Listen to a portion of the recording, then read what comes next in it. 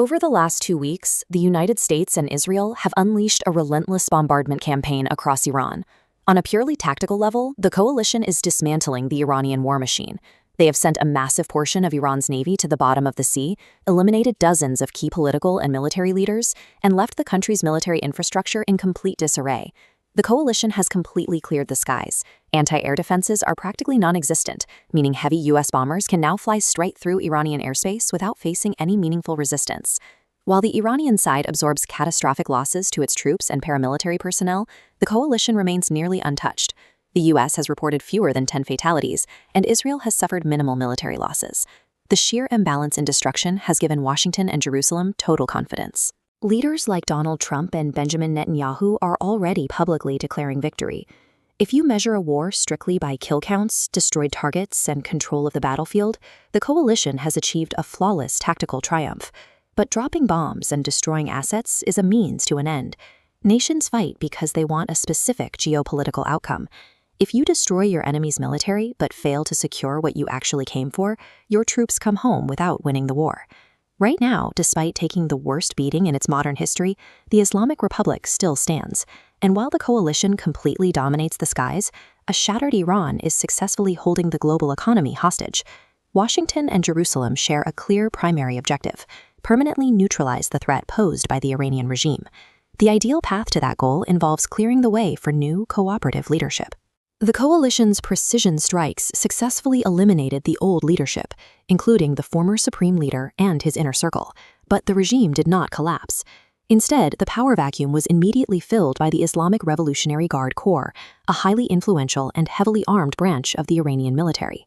They elevated a new leader, Mojtaba Khamenei, who is significantly more extreme and anti-Western than his predecessor. The coalition is now out of quick alternatives. The moderate figures who might have negotiated have been killed in the initial bombardment, and the popular citizen uprisings that Israel hoped to trigger across Tehran never materialized.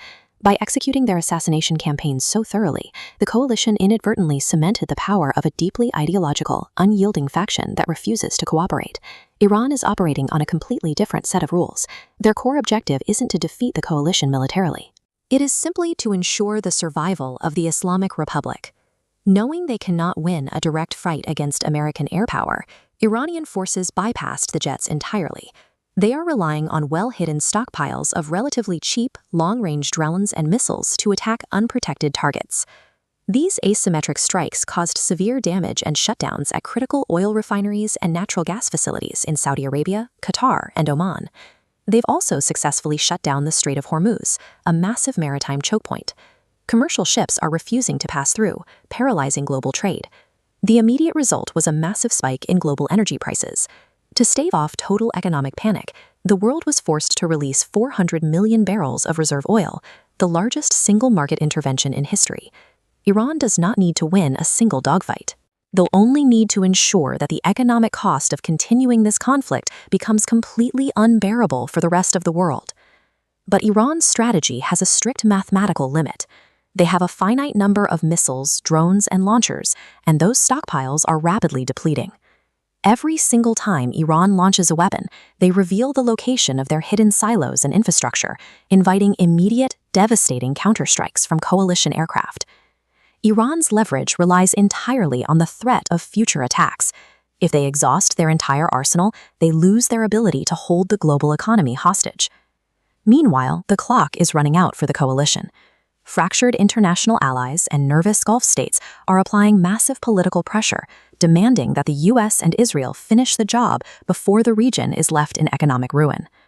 At this point, the United States and Israel cannot simply pack up and leave. Withdrawing now validates Iran's strategy of economic disruption, and it leaves a highly radicalized regime entrenched in power, one that might accelerate its pursuit of a nuclear weapon. But Iran cannot capitulate either. Because their singular objective is the survival of the state, surrendering under any terms equates to total defeat. This diagram illustrates the resulting deadlock. Two opposing forces push into a central conflict, but every exit route is blocked by failure states. Both sides are structurally blocked from backing down. The coalition is in too deep, and Iran is too desperate to fold. The danger of this conflict is no longer about who is winning the daily battles. It is the realization that both sides have fought their way into a corner, locking themselves into an intractable war where everybody loses.